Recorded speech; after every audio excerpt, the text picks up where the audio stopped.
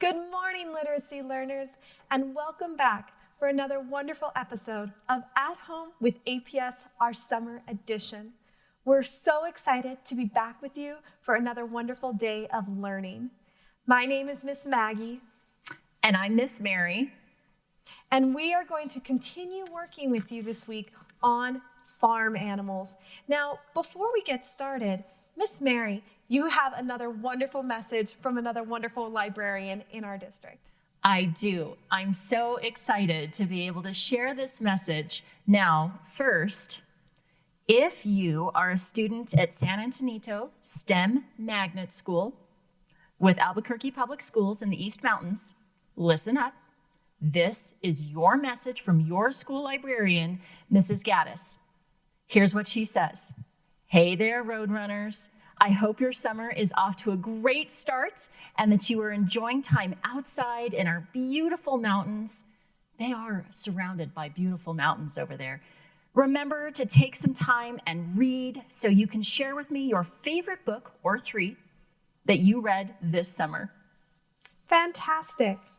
Well, let's go ahead and let's get started. Let's start with our essential question that we are focusing on for this week. How are farm animals different from pets? Last week, we talked a lot about pets, and we learned about some of the things that pets do. And I remember that you did one activity where we named a pet, and then we talked about the action that the pet was doing, and you used some special words. What were those? Yes, I use the words noun and verb. Let's start with noun. Can you say noun? Nouns are people, places, or things. And so when we talked about those with pets, those were our cats, the dogs, birds. Whatever was our pet, those were the nouns. The other word was verb. Can you say verb? Verbs were actions. It told us what those animals were doing, the pets. Do you have something similar for us today? I do. What we're going to do today is we're going to expand on those ideas by giving more details. So last week, you showed us a picture of an adorable kitten, and the kitten was meowing. Exactly. And so we said the kitten meows. But we didn't add in a lot of details about maybe where the kitten was or how the kitten was meowing. And so today we're going to work on still naming those animals and talking about what they're doing, but we're going to add in more details. And today, instead of using pets as our animals, we're going to be using farm animals. So the question is, what are the farm animals doing? And to answer that question, we're going to use a sentence frame in which we just pop in some words. So let's turn the page and take a look. We're going to fill in the blank is blank. So for example, on this one, let's look at the picture. And first, let's just talk about the picture. Okay. Miss Maggie, what do you see happening in this picture? Well, in terms of a horse, I do see the horse, and it's all the way to the right of the screen. And I see that someone is riding on that horse. That's right. And we see that the horse's tail is facing us. So we don't see the front of the horse, we see the back part of the horse. Okay. And I see a large group of farm animals right here in the center. And I think, based on what we learned yesterday, those are cows. That's exactly right. Now, you learned yesterday that I grew up on a farm. Yes. And so this picture holds a lot of meaning and memories for me because this is something that I used to have to do with my horse. We would have to round up our cows and bring them in from the pastures for certain times of the year. So for example, there were times of the year where they needed to get certain medicines. And so we would have to bring them all into our farm so that we could do what we needed to do with them. Yes. And I couldn't have done that without a horse because these are Oh. big animals. And I needed to be up high to be up over them. So my horse was very important with helping me with that work. I see. Okay, so what is the horse doing? So in this case, the horse is rounding up cattle. Rounding up cattle. That sounds like something that a horse could do. With a rider, for certain. Of course. And it takes a lot of training for that horse. But that is the job that that horse does. Excellent. Let's try another.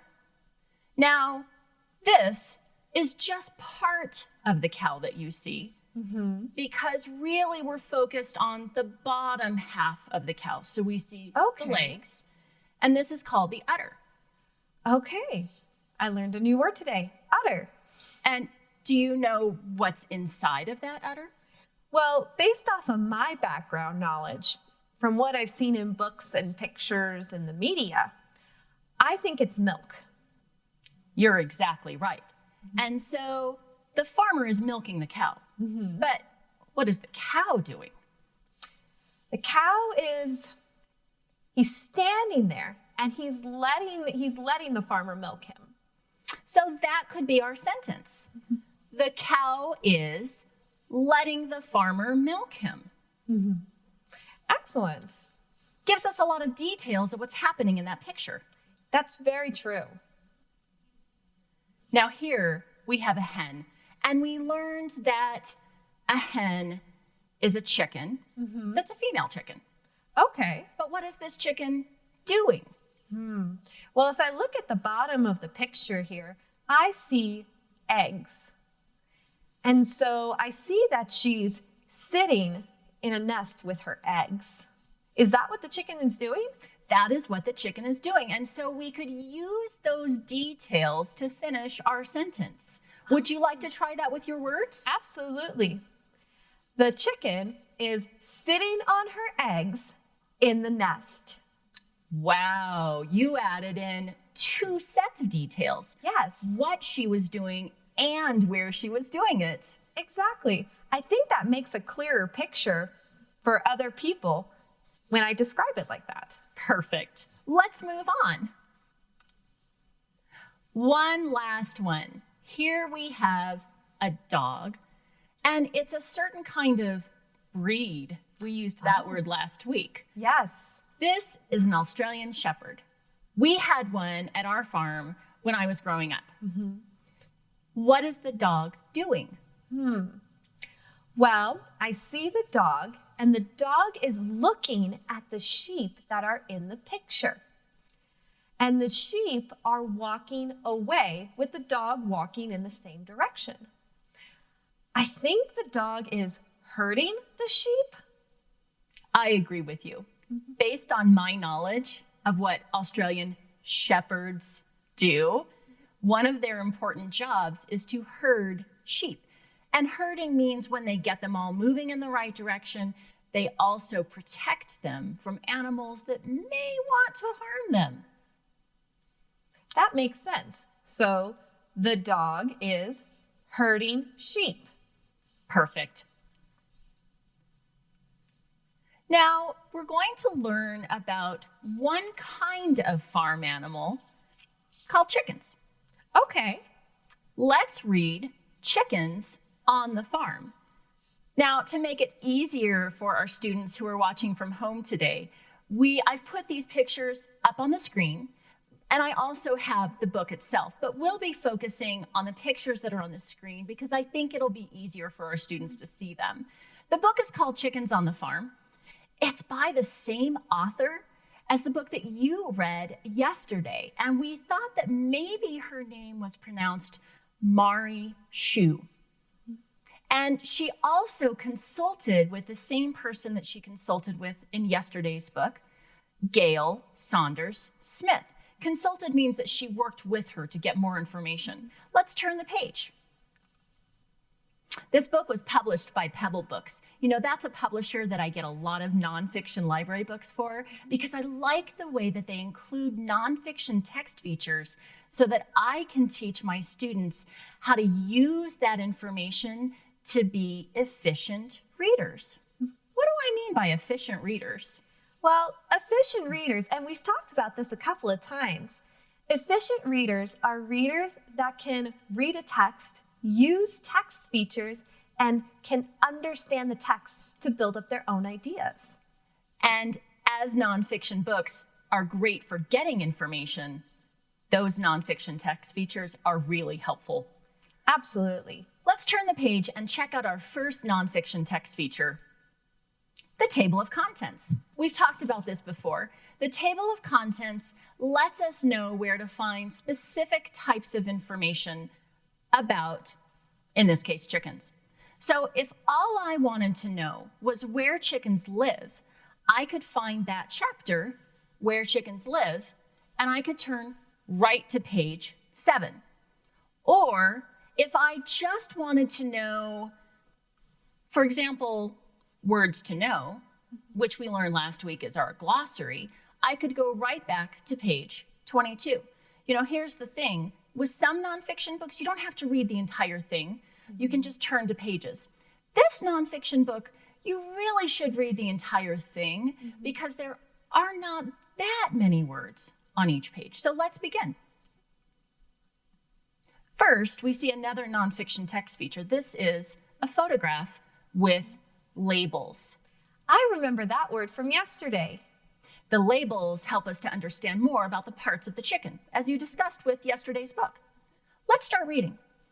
Chickens are small farm animals. Most chickens live indoors on large farms. Now, that photograph gives us a lot more information. It's another text feature to help us with our understanding. I've never been on a large chicken farm, so I don't have a picture in my mind of what that would look like. So the photograph can help me get a picture so I can visualize what that looks like. Okay. Some chickens live in coops on small farms. That I'm familiar with. Some farmers raise chickens for their meat. That's why we buy chicken meat at stores. Some farmers raise chicken for their eggs. Do you know I actually get my eggs directly from farmers during growers markets every week? Wow. Is it fun to do that? It is fun to do that. And in Albuquerque, we have several different ways that we can do that around town on the weekends. Farmers feed chickens grain and water. Chickens peck at their food. I think I skipped a couple of pages there. That's okay. We'll stop right there. Okay.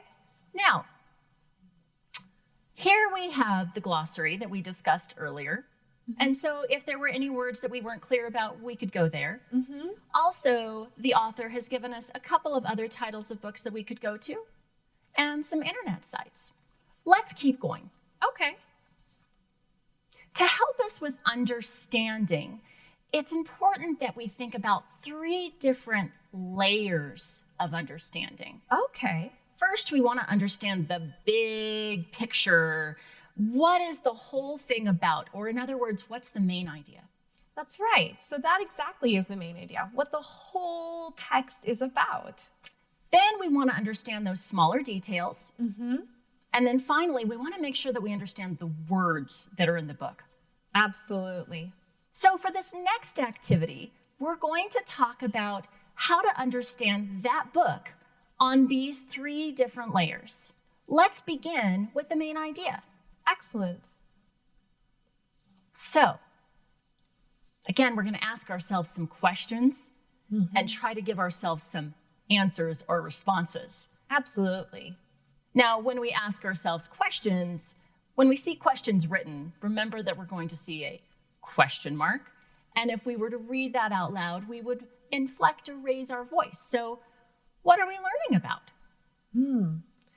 Well, if I remember correctly from what you just read aloud, I saw on every single page we were talking about chickens.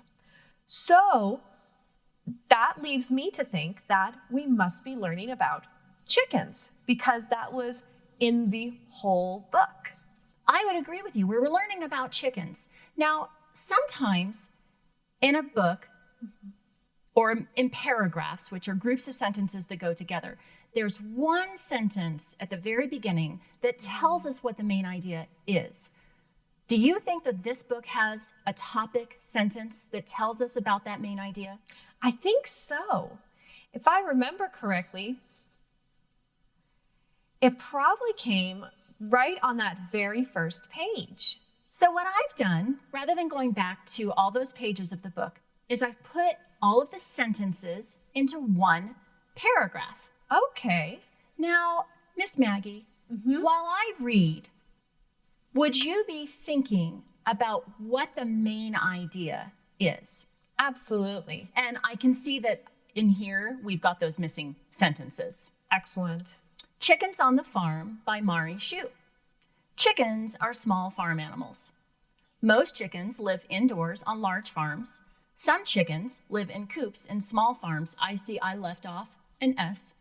That's easy to fix. Okay. Miss Maggie can fix that while I keep reading. Some farmers raise chickens for their meat. Some farmers raise chickens for their eggs. Farmers feed chickens grain and water.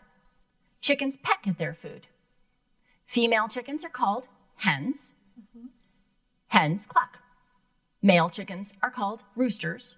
Roosters crow. So I heard you read that there were different facts about chickens. That's right. And we talked about how at the beginning, there's normally a topic sentence. I think I found it. Where do you think it is? I think it's this first line here. Chickens are small farm animals. I think that's our main idea. Boys and girls, if you agree with Miss Maggie, would you give us a thumbs up? And if you disagree, if you think that there's a different sentence that's a topic sentence, give us a thumbs down. I think they agree. The topic sentence is chickens are small farm animals. Excellent. Now, let's turn the page and let's begin to talk about some of the details that the text gave us about chickens. So chickens are small farm animals. And let's just leave this underline where it is. Okay. Now let's move on to some of the details. What did we learn about chickens? Let's see. Well, we already have the topic sentence underlined. Chickens are small farm animals. Now, Miss Maggie, we want to learn more about those chickens and the facts that we learned. Okay. This time, let's circle some of the important words that give us more information. All right.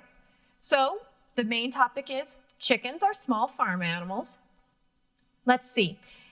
I'm going to look at the second sentence and see if I can find a detail.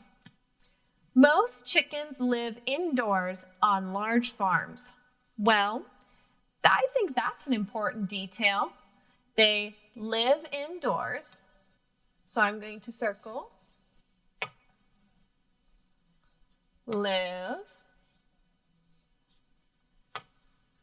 indoors on large farms. Great. So we've learned where some chickens live. I wonder if we've learned anything about other chickens and where they live. I think so, because the next sentence says, some chickens live in coops in small farms. And while you've got the pen, would you mind fixing that word chicken to chickens again? Absolutely. I made a mistake, and it's easy to fix mistakes. Absolutely. So the other part was that they live in coops. So I saw coops and small farms. That's another detail. Awesome. So now we know that some chickens live indoors if they're in large farms. Other chickens live in coops if they're on small farms. Okay. Great. Can I put a question mark above the word coops? Because I don't think I fully understand what that word means. Absolutely. I'm going to put a question mark right here That's going to tell me that I need to come back to that word to figure out what it means. Oh, because remember, we're focusing on understanding at 3 levels. Yes. What's the big idea? What are the smaller details? And then what are the individual words? Great. Let's keep looking for more details. Excellent. So the next sentence that you read was, some farmers raise chickens for their meat. That's important, that word meat, because that's what it's for. So I'm going to put for their meat. Let's see. Then it says, some farmers raise chickens for their eggs. So, for their eggs. So now we've learned why the farmers raise chickens. Let's move on. Okay. I see farmers feed chickens grain and water. So this is what they eat, grain and water. Chickens peck at their food. They peck. So now we've learned what they eat and how they eat. Great. What else? Female chickens are called hens. So female hens. Hens cluck. I like that word, cluck. That reminds me, cluck, cluck, cluck, cluck, cluck. Male chickens are called roosters. Male roosters. Roosters crow. They do, every morning, very early. So now you've circled some keywords that give us more details about what female and male chickens are called and how they talk. Do they really talk? No. No, but that's how they communicate. So we'll use the word talk. Absolutely. Let's keep going. I'm probably going to need to clear the board. You probably will. So some of the details included a lot of different words that would be hard for us just to recall. But I wonder if we could put those words into groups or categories. That's what we did yesterday with pictures. So I remember that we circled some words that tell us where they live. That's right. We talked about how they live indoors on large farms or how they live in coops on small farms. That's where they live. You're recalling some of those facts. That's right. We also learned what they're used for. If I remember that after reading and circling those words, they're raised for their meat and for their eggs. And then we learned what they eat, which is they eat grain and water while pecking at their food. And what they're called. Females are hens, they cluck. Males are roosters who crow. Wow, you recalled a lot of details just by going through and circling some important words.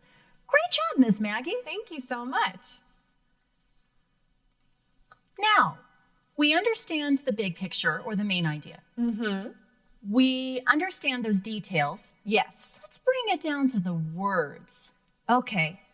There was one word that I wasn't sure about when I was looking at the picture, and then there was another word in the reading that you weren't sure about, and you put a question mark over it. That's right, I did. Now, my word that I wasn't sure about was wattle. I always think of wattle as, a certain way of walking. Yeah, like a duck. But that's actually waddle. Oh, you're right. It's not spelled that way, is it? No, it's not. So I think I need to check my understanding. Okay. And your word that you weren't sure about was coop. Coop. Now, not having grown up on a farm, you may not have that background. So let's explore those words. First, let's take a look at wattle. And I hope I'm pronouncing that correctly, but where I saw it was that there was an arrow pointing at the picture of the chicken, and that word, wattle, was pointing at the part of the chicken's body. Do you see the part of the chicken's body that it's pointing at? I think so. Should I circle it? You should. Let's do this.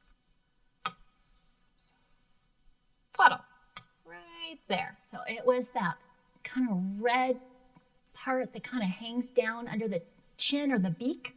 Yeah, I can see that. I don't really know if chickens have chins, but I know they have beaks. Mm-hmm. But let's turn the page and let's take a look at what's next to help us to understand the word wattle. We've talked about what we think it is. And now I can see it even more clearly on this chicken. And so the wattle is this fleshy part that's just hanging down off the beak. Okay. Do you think you could use the word wattle in your own sentence now that we have a better understanding of what it is? I think so. But I'm going to go back and think about the label that you just showed us on the last picture and the picture that we have right now to think of a sentence.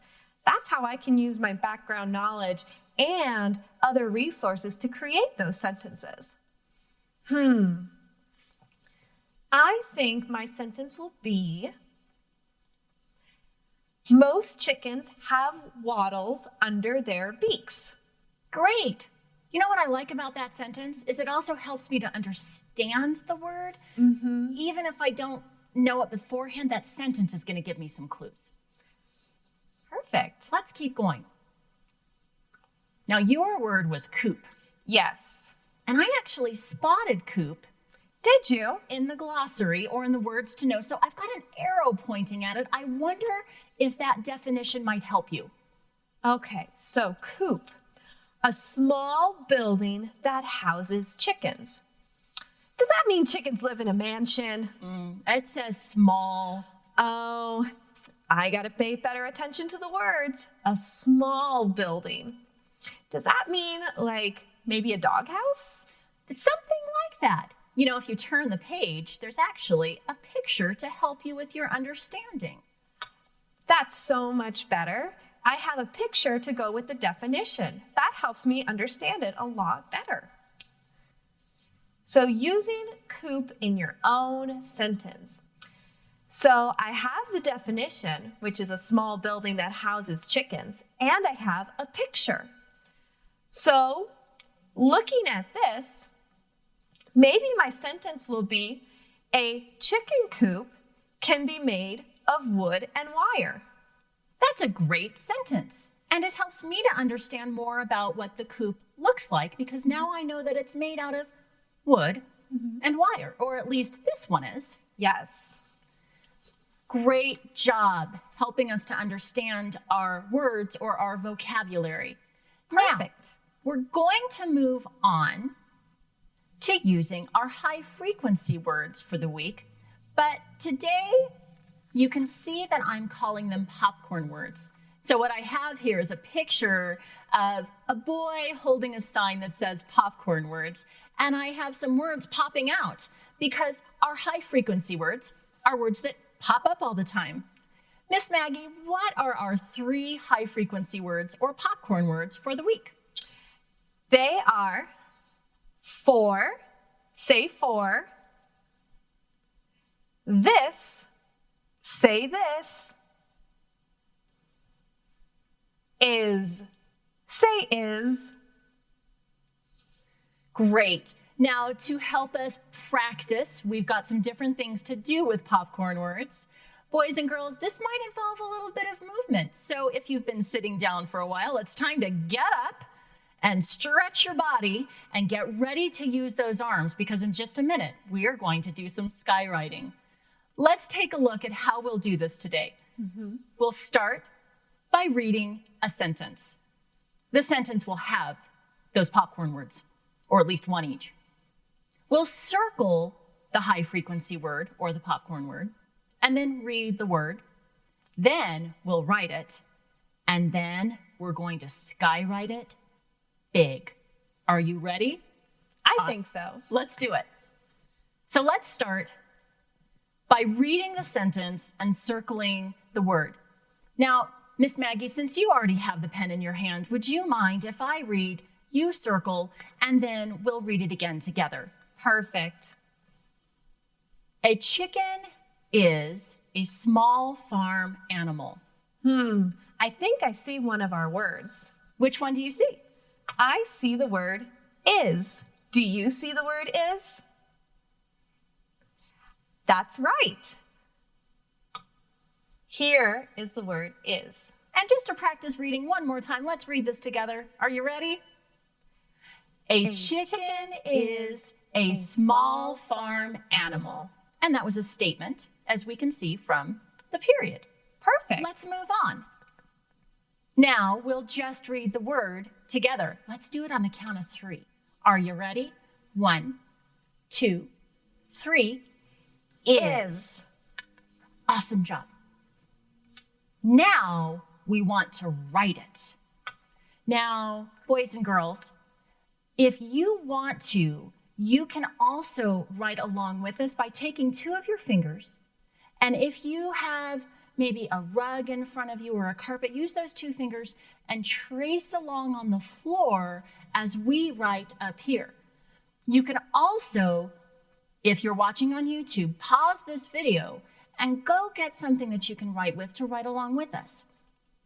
Let's write is. I'm going to start at the middle line, come all the way down to the bottom line, and add a dot on the top. My S will start just below that middle line, touch the middle line, curve around once, curve around twice, and touch that bottom line. Miss Maggie, how did you spell is? I-S, is. Now, this is my favorite part. I love skywriting.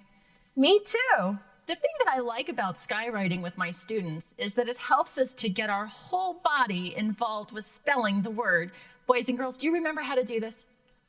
Miss Maggie, would you walk us through skywriting? Absolutely. When you skywrite, you want to stand up tall and you want to lift your writing arm nice and tall. Now, I lift my left arm because I write with my left. And then we want to make sure that we write it just as it's spelled. Ready? Here we go. I-S is. That's how you spell is. Great job. Now, let's clear the screen and move on to our next word. We'll read the sentence, we'll circle the word. Are you getting the hang of this? Let's go. I'll read it this time. You circle, and then next time we'll switch. Perfect. This chicken is white. Now this time we're looking for the word this. Okay. This. Do you see the word this? That's right. Here is the word this. Next, we're going to just read the word by itself. Ready? Count of 3. 1, 2, 3. This. And now we're going to write the word this. Here's how we write the word this. Start at the top. Come all the way down to that bottom line. And draw a line across the middle. That's the T. H, start at the top. Come all the way down to the bottom. Come back up to the middle line. Curve on the top. And touch the bottom line. Now we make our I just like before.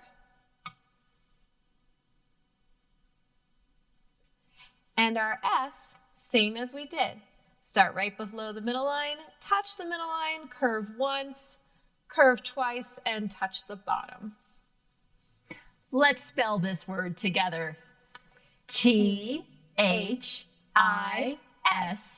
this. And now it's time for my favorite part. Let's skywrite, stand up tall, and let's do it. T-H-I-S,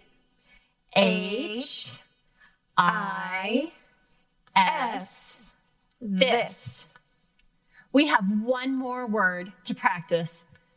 It's the word for. We'll do the same thing, but this time I'll take my pen, Miss Maggie will read, and I will do the writing. Okay. Here is the sentence. The hen lays eggs for me. Let's see. I'm going to look for that popcorn word for, and I see it right here. For. Now, let's just read the word.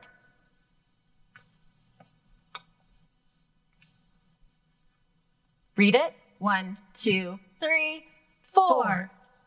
And now we will write it. So, for. I know that for starts with an F, so I'll start it right here at the top line. F, down to the bottom line, pick my pen up, back up to the middle line, and across. F.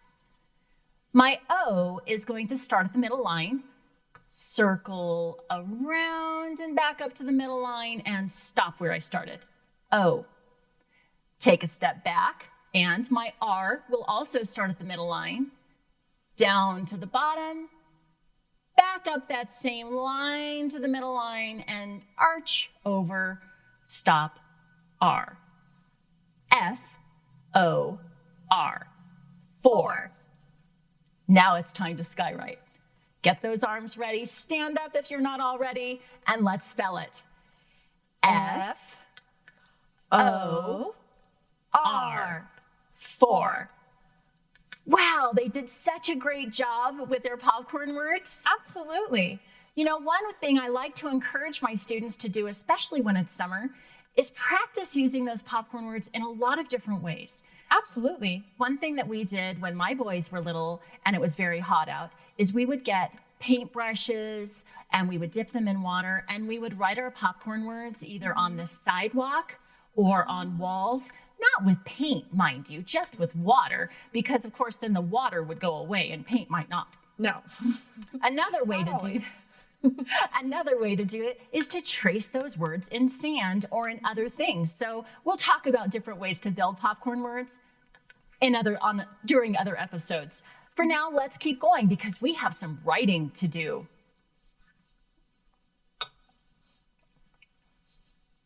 Today, we're going to begin writing an information piece. An information piece is a style of writing that gives us information about our topic.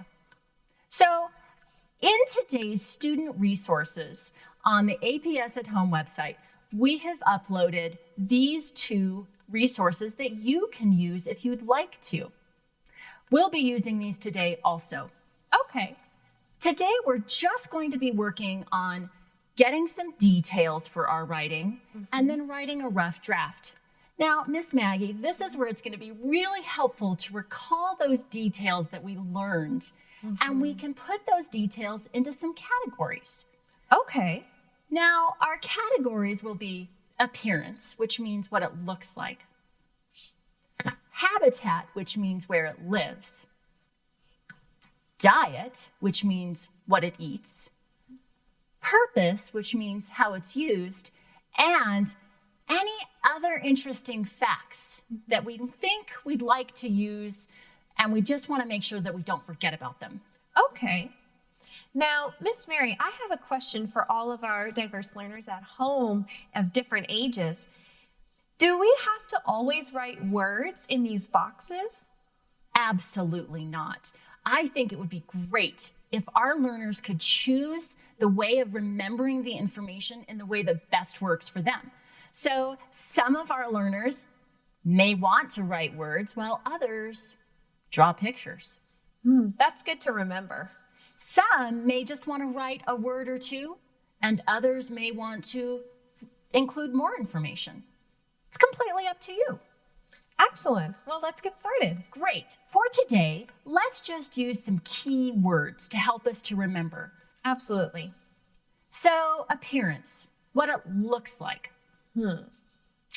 Well, I remember that it's from our topic sentence that it's small. Okay, that's probably an important word to include, small. Small. And as I look at the picture, which is a photograph of a real animal, I see that it has feathers. Feathers.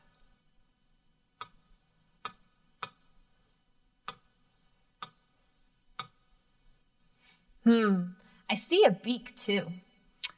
You know, this is all telling me the beak, the feathers, the two legs. What kind of animal is this? It's a bird. Oh, so maybe we need to include that it's a bird because that gives us a lot of information. Most of us have some background knowledge about birds. That'll certainly help me picture a chicken. Let's move on. In our reading, we learned about where chickens live. Do you remember what we learned? Yes, so some live indoors. So I'm going to put the word indoors. Well, Miss Maggie finishes that word. Do you remember the other place that some chickens live? It was a word that Miss Maggie was struggling with, but then she got more information. Can you help her? That's right, it's a coop. Silly me, how could I forget? But now that you're using it again, I bet you'll remember. Because the more times I practice a word, the better I'll remember it. Let's move on to diet. What did you learn that chickens eat? They eat grain and water. Do you remember how they eat it? They peck. That seems like it would be a good word to include because it describes it doesn't just tell us that they eat, it tells us how they eat. So peck, grain,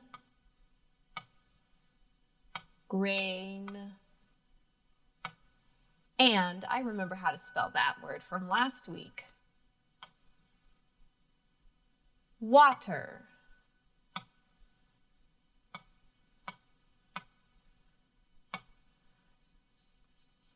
Now let's move on to our next category or our next group of information details. How's it used? I remember there were 2 sentences and they talked about how chickens were used for their meat and for their eggs. So I'm going to put the words meat and eggs. Perfect. Meat, eat, and eggs.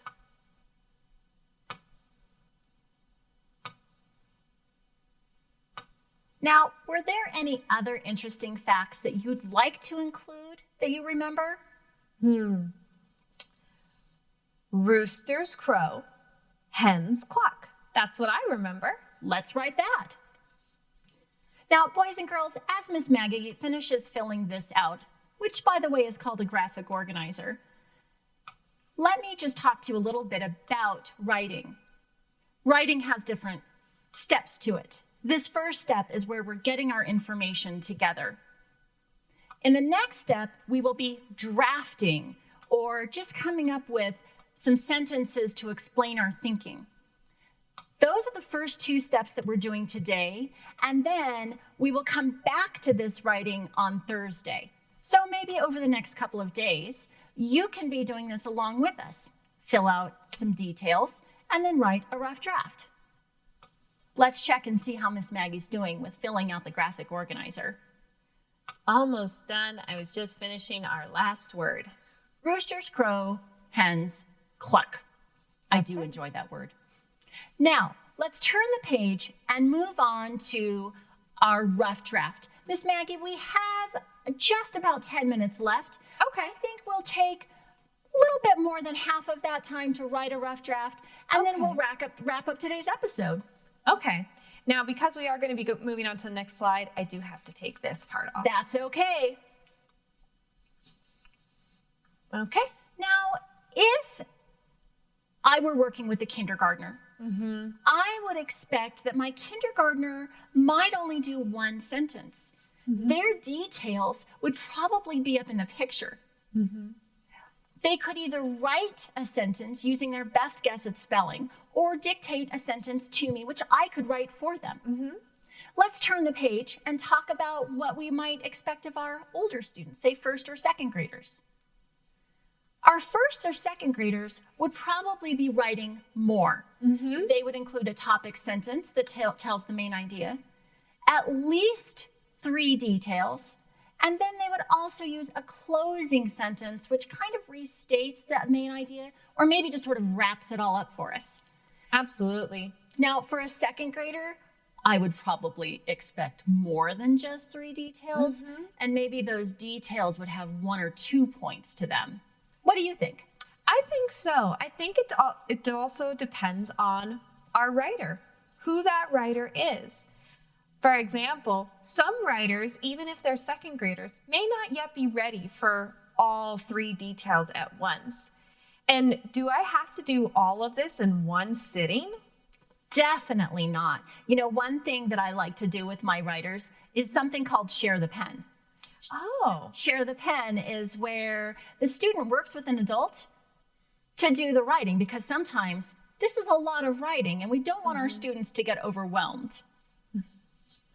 Now, when we're writing, if I'm ready and I get to 3 details, could I include more details if I wanted to? Absolutely, because as the writer, you get to choose how much you include. That's a great thing to remember. Now, for today's draft, knowing that we didn't have as much time as we might if we were, say, in a classroom, I included some of the beginnings of sentences already, kind of like if we were sharing the pen. Okay. So we know that we have to have a topic sentence for our rough draft. Miss Maggie, can you think of a topic sentence that would tell us the main idea? Chickens are small farm birds, or it is a small farm bird. Either way. Now, you can see that I've only left room for 1 line here. What will you do if you can't quite squeeze it all in? Keeping in mind that this is a draft. I may have to write a little bit underneath that line. And that's okay. So I'm going to put a chicken, and I have the word right here. Chicken.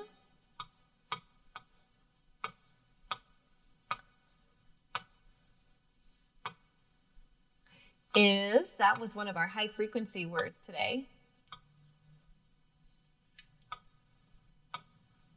Small farm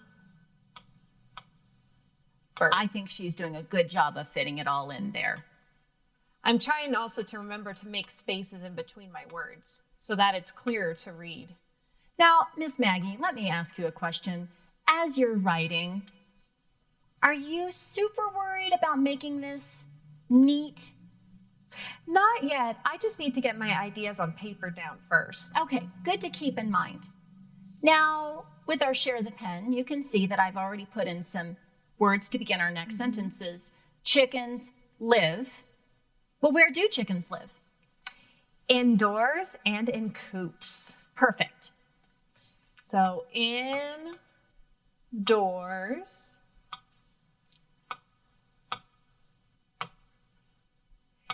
and in coops.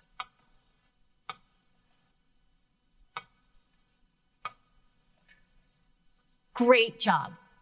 You've recalled the details of their habitat. Now, what do chickens eat?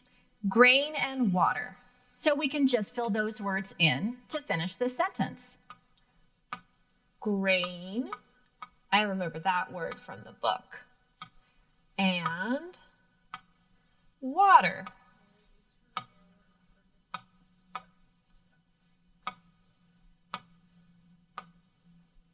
Now, the nice thing about having the book also is that if we did have a question about spelling, which we're not worried about right now, we could always go back. Let's finish this up with the final detail and then a sentence. Chickens have what? They have feathers and they have beaks. We can include those. Perfect. Have feathers. Now, writers at home, your And? writing doesn't need to match ours. As a writer, as an author of your own work, you get to decide how you do your writing, the information that you include, how you present that information to us. That's the great thing about being a writer. Absolutely. And then we have one more sentence, right? Right, and we really didn't talk about these sentences. These are closing sentences. A lot of times a closing sentence will kind of wrap it all up, partly to signal to our reader that that's all I have to say. But we don't want to say, and that's all I have to say. We could say something along the lines of, chickens are interesting animals, or something else. Do you have any ideas? It was going to be something like that. Chickens are farm animals. Perfect.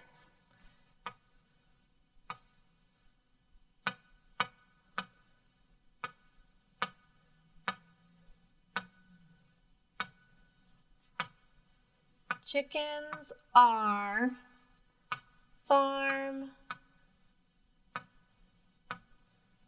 animals.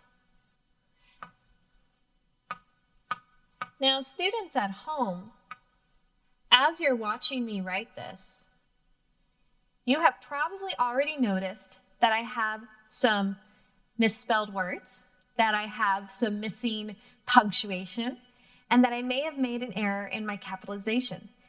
We've done this on purpose because on Thursday, we're going to show you how even in your own writing, you edit and you revise to make your writing stronger, because that's what we do as writers. So we're going to be coming back to this on Thursday. Absolutely. If between now and Thursday you have a chance, what we'd love for you to do is at least think about what we learned today about chickens, and maybe you could even do a little bit of research on your own. How might they be able to do some research? Well, if I remember from the book that you read today, the author gave us some great ideas about other books I could read, or even some internet websites that I could visit to learn more about chickens. And if they're not able to do that, we still have the information that they learned from today's book, where they could recall the details, fill out their graphic organizer, or if they didn't have a printer at home, they could certainly discuss what they learned with an adult or someone else who's at home. Absolutely. Just like every single episode, we are always airing these episodes on our APS YouTube channel right after they've been aired on PBS, on New Mexico PBS. So, boys and girls, we learned so much today. Let's think back to some of the things that we did. I remember that we started with pictures of farm animals that were doing things, and we created sentences. Tell us more about those sentences. We really focused on using nouns and verbs and adding more detail to those sentences to really expand them. Then we read our nonfiction book, Chickens on the Farm, and we focused on using those nonfiction features to help us to get the information. We also learned about how to use that book to focus on understanding the main idea, understanding the details, and understanding the words, because there are multiple levels to understanding a text. Now, with the understanding words, we were able to figure out what those words meant in a couple of ways. We used a photograph with labels, and we used a glossary. We also practiced putting those words into sentences of our own making. And then we moved on to our high frequency words. And finally, we moved on to some writing. I think we did so many things today, Miss Mary. It was wonderful. I'm really excited that our students will be joining us again tomorrow on Wednesday. Give us a little bit of a preview. What will we be doing then? We're going to be reading another wonderful story about farm animals, continuing this work with some more phonemic awareness and phonics lessons. I can't wait to see all of our students back again tomorrow. So once again, thank you for joining us today for At Home with APS Summer Edition. This has been Miss Maggie. And Miss Mary. We'll see you again soon. Bye.